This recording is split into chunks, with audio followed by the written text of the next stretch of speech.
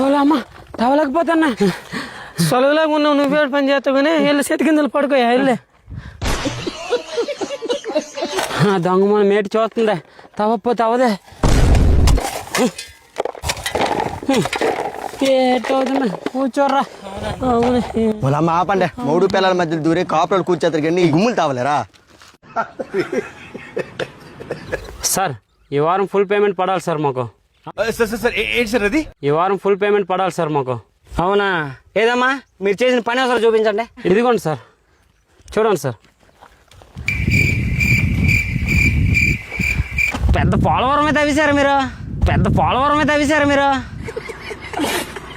పోలమ్మా మీ బాబులు ముడ్డుగాడని తవ్వారటమ్మా. మొత్తం ఎంతమంది మేట్లు రా?